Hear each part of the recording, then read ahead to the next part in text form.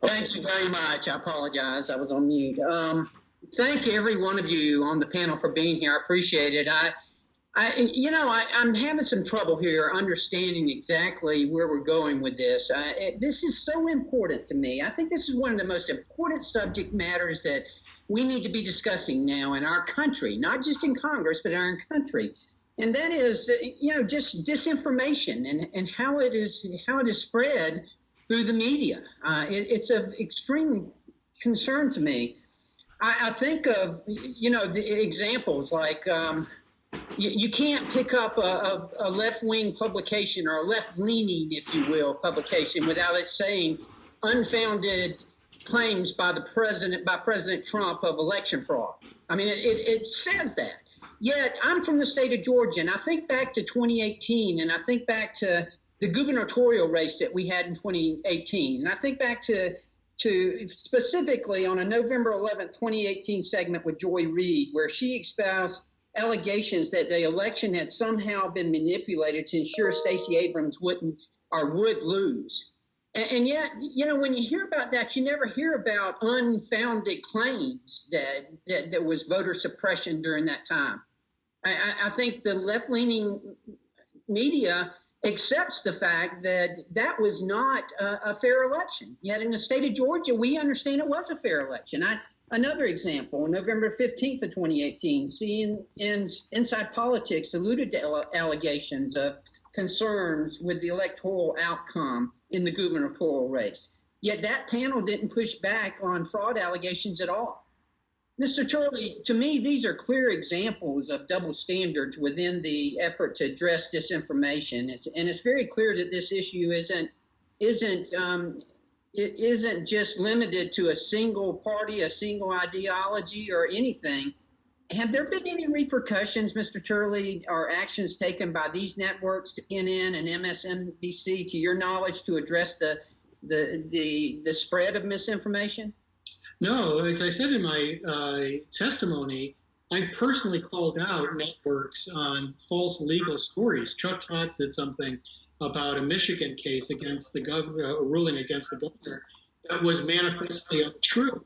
That was not correct. I've seen commentators make arguments about legal theories that were rejected not just by the Supreme Court, but unanimously by the Supreme Court. So the problem is that everyone's quite selective in their rage. The important thing is they're rageful. They're addicted to that rage, but they're very selective. And once you go down this path of saying that we're going to try to take some people off the air or get these companies to bar opposing voices, you find yourself on that slippery slope. And it may come a day where you are on the wrong side of that private or public censorship. Before I became a member of Congress, and even still, I'm a pharmacist by trade and by profession. And I was a nursing home consultant pharmacist. And that's why what happened in New York, I find so appalling and so upsetting and so disturbing. Yet we know that CNN had a ban on Chris Cuomo covering his brother, the governor of New York, for over 7 years, yet they lifted that ban. And during the months of March and June, Chris Cuomo had his brother on the show 9 times to discuss the COVID response.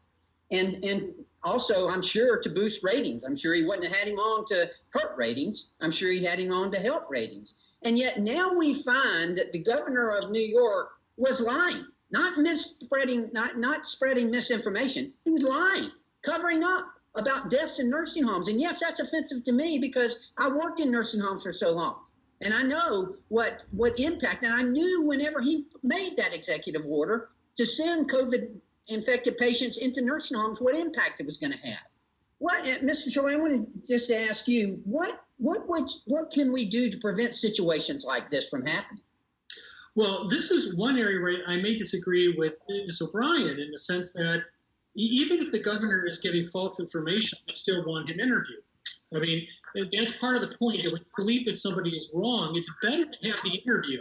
It's better to force that into the open to let people make their own decisions.